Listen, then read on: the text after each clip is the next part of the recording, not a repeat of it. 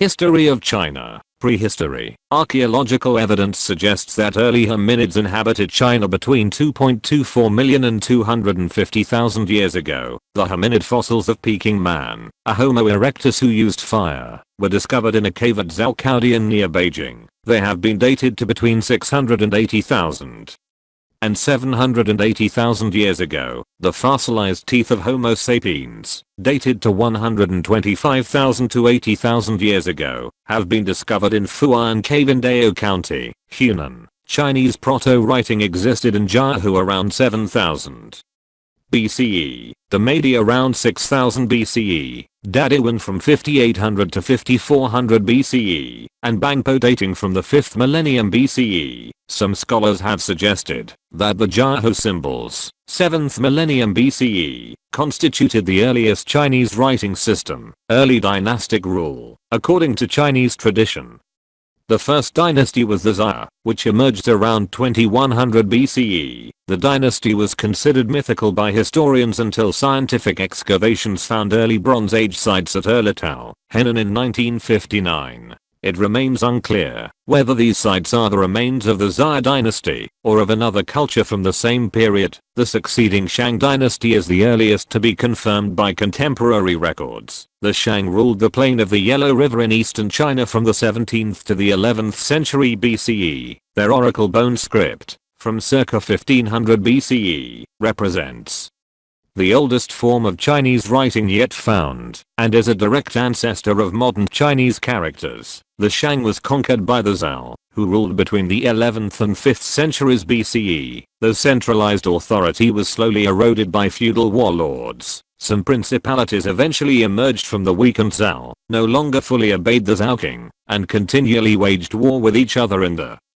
300-year spring and autumn period. By the time of the Warring States period of the 5th-3rd centuries BCE, there were only 7 powerful states left. Imperial China. The Warring States period ended in 221 BCE after the state of Qin conquered the other 6 kingdoms, reunited China and established the dominant order of totalitarian autocracy. King Zheng of Qin proclaimed himself the first emperor of the Qin dynasty. He enacted Qin's legalist reforms throughout China, notably the forced standardization of Chinese characters, measurements, road widths, that is, cart axles length, and currency. His dynasty also conquered the Yu tribes in Guangxi, Guangdong, and Vietnam. The Qin dynasty lasted only 15 years, falling soon after the first emperor's death, as his harsh authoritarian policies led to widespread rebellion. Following a widespread civil war during which the imperial library at Xianyang was burned, the Han dynasty emerged to rule China between 206 BCE and 220, creating a cultural identity among its populace still remembered in the ethnonym of the Han Chinese. The Han expanded the empire's territory considerably, with military campaigns reaching Central Asia, Mongolia, South Korea, and Yunnan, and the recovery of Guangdong and northern Vietnam from Nanayu. Han involvement in Central Asia and Sogdia helped establish the land route of the Silk Road, replacing the earlier path over the Himalayas to India. Han China gradually became the largest economy of the ancient world, despite the Han's initial decentralization and the official abandonment of the Qin philosophy of legalism in favor of Confucianism.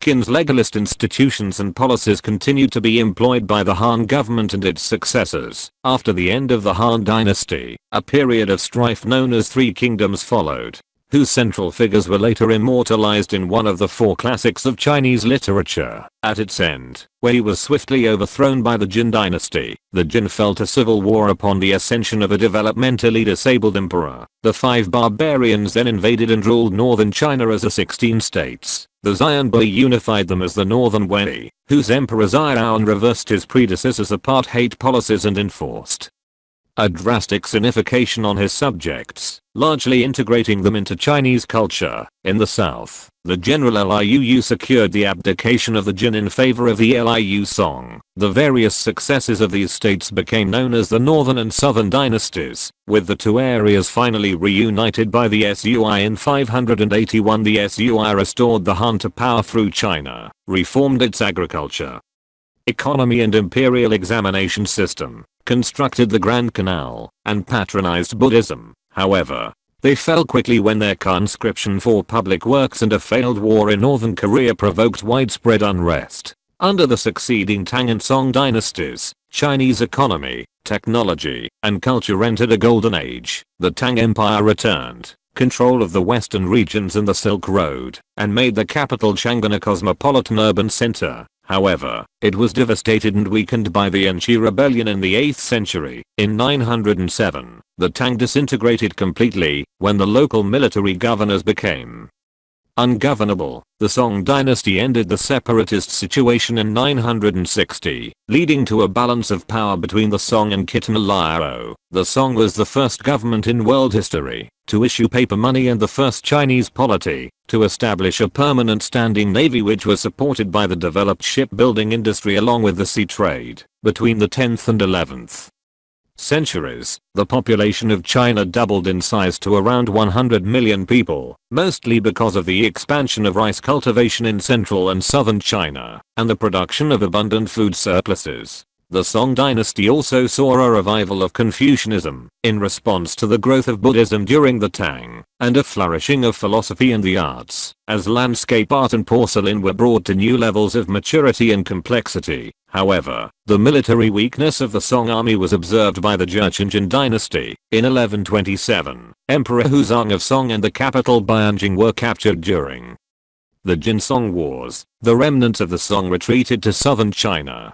The 13th century brought the Mongol conquest of China. In 1271, the Mongol leader Kublai Khan established the Yuan dynasty. The Yuan conquered the last remnant of the Song dynasty in 1279 before the Mongol invasion. The population of Song China was 120 million citizens. This was reduced to 60 million by the time of the census in 1300. A peasant named Zhu Yuanzhang overthrew the Yuan in 1368 and founded the Ming dynasty as the Han Wu Emperor. Under the Ming dynasty, China enjoyed another golden age, developing one of the strongest navies in the world and a rich and prosperous economy amid a flourishing of art and culture. It was during this period that Admiral Zheng He led the Ming treasure voyages throughout the Indian Ocean, reaching as far as East Africa. In the early years of the Ming dynasty, China's capital was moved from Nanjing to Beijing. With the budding of capitalism, philosophers such as Wang Yangming further critiqued and expanded Neo-Confucianism with concepts of individualism and equality of four occupations. The scholar official stratum became a supporting force of industry and commerce in the tax boycott movements, which, together with the famines and defense against Japanese invasions of Korea, 1592-98, and Manchu invasions led to an exhausted treasury. In 1644, Beijing was captured by a coalition of peasant rebel forces led by Li Zicheng. The Changxin emperor committed suicide when the city fell. The Manchu Qing dynasty, then allied with Ming dynasty general Wu Sangui, overthrew Li's short-lived Shun dynasty and subsequently seized control of Beijing, which became the new capital of the Qing dynasty. Late Imperial, the Qing dynasty, which lasted from 1644 until 1912, was the last imperial dynasty of China. Its conquest of the Ming, 1618 to 1683, cost 25 million lives, and the economy of China shrank drastically after the Southern Ming ended. The further conquest of the Dzunga Khanate added Mongolia, Tibet and Xinjiang to the empire. The centralized autocracy was strengthened to crack down on anti-king sentiment with the policy of valuing agriculture and restraining commerce. The Heijin, Siban and ideological controllers represented by the literary inquisition, causing social and technological stagnation. In the mid-19th century, the dynasty experienced Western imperialism and the Opium Wars with Britain and France. China was forced to pay compensation, open treaty ports, allow extraterritoriality for foreign nationals, and cede Hong Kong to the British under the 1842 Treaty of Nanking, the first of the unequal treaties, the First Sino-Japanese War. 1894-95, resulted in King China's loss of influence in the Korean peninsula, as well as the cession of Taiwan to Japan. The Qing dynasty also began experiencing internal unrest in which tens of millions of people died, especially in the White Lotus Rebellion, the failed Taiping Rebellion, that ravaged southern China in the 1850s. and 1860s in the Dungan Revolt, 1862-77. In the Northwest, the initial success of the self-strengthening movement of the 1860s was frustrated by a series of military defeats in the 1880s and 1890s. In the 19th century, the Great Chinese Diaspora began. Losses due to emigration were added to by conflicts and catastrophes such as the Northern Chinese Famine of 1876-79, in which between 9 and 13 million people died. The Guangxu Emperor drafted a reform plan in 1898 to establish a modern constitutional monarchy, but these plans were thwarted by the Empress Dowager Cixi. The ill-fated anti-foreign Boxer Rebellion of 1899-1901 further weakened the dynasty. Although Cixi sponsored a program of reforms, the Xinhai Revolution of 1911-12 brought an end to the Qing dynasty and established the Republic of China. Republic, 1912-1949. On the 1st of January 1912, the Republic of China was established, and Sun Yat-sen of the Kuomintang, the KMT or Nationalist Party, was proclaimed provisional president. However, the presidency was later given to Yuan Shikai, a former king general who in 1915 proclaimed himself Emperor of China. In the face of popular condemnation and opposition from his own Beiyang army, he was forced to abdicate and re-establish the republic. After Yuan Shikai's death in 1916, China was politically fragmented. Its Beijing-based government was internationally recognized but virtually powerless. Regional warlords controlled most of its territory. In the late 1920s, the Kuomintang, under Chiang Kai-shek, the then principal of the Republic of China Military Academy, was able to reunify the country under its own control with a series of deft military and political maneuverings. Known collectively as the Northern Expedition, the Kuomintang moved the nation's capital to Nanjing and implemented political tutelage, an intermediate stage of political development outlined in Sun Yat-sen's San Minimum Program for transforming China into a modern democratic state. The political division in China made it difficult for Chiang to battle the Communist People's Liberation Army, PLA, against whom the Kuomintang had been warring since 1927 in the Chinese Civil War. This war continued successfully for the Kuomintang, especially after the PLA retreated in the Long March, until Japanese aggression in the 1936 Xi'an incident forced Chiang to confront Imperial Japan. The Second Sino-Japanese War, 1937-1945, a theater of World War II, forced an uneasy alliance between the Kuomintang and the PLA. Japanese forces committed numerous war atrocities against the civilian population. In all, as many as 20 million Chinese civilians died. An estimated 40,000 to 300,000 Chinese were massacred in the city of Nanjing alone during the Japanese occupation. During the war, China, along with the UK, the US, and the Soviet Union, were referred to as trusteeship of the powerful, and were recognized as the allied Big Four in the declaration by United Nations. Along with the other three great powers, China was one of the four major allies of World War II, and was later considered one of the primary victors in the war. After the surrender of Japan in 1945, Taiwan, including the Pescadores,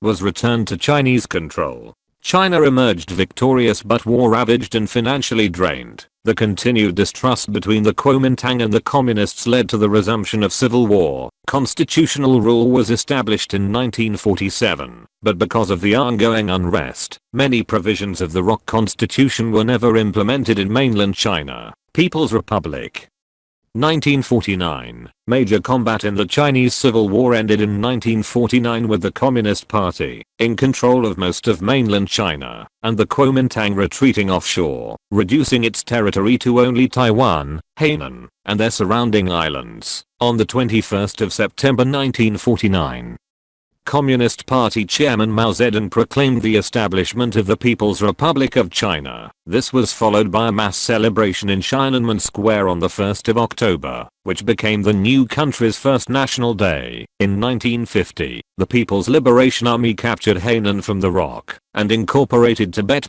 However, remaining Kuomintang forces continued to wage an insurgency in western China throughout the 1950s. The regime consolidated its popularity among the peasants through land reform, which included the execution of between 1 and 2 million landlords, China developed an independent industrial system and its own nuclear weapons. The Chinese population increased from 550 million in 1950 to 900 million in 1974. However, the Great Leap Forward, an idealistic massive reform project, resulted in an estimated 15 to 35 million deaths between 1958 and 1961, mostly from starvation. In 1966, Mao and his allies launched the Cultural Revolution, sparking a decade of political recrimination and social upheaval which lasted until Mao's death in 1976. In October 1971, the PRC replaced the Republic in the United Nations and took its seat as a permanent member of the Security Council.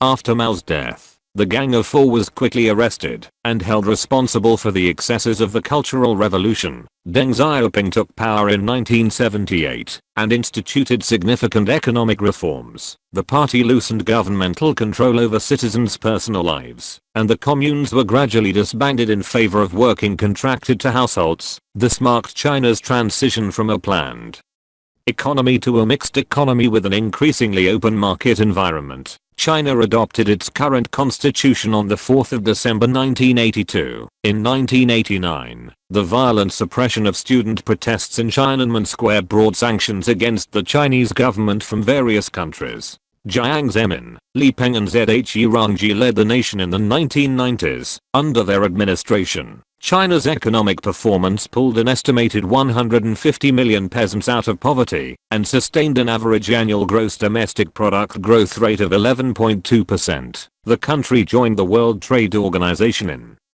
2001 and maintained its high rate of economic growth under Hu Jintao and Wen Jiabao's leadership in the 2000s. However, the growth also severely impacted the country's resources and environment and caused major social displacement. Living standards continued to improve rapidly despite the late 2000s recession, but political control remained tight.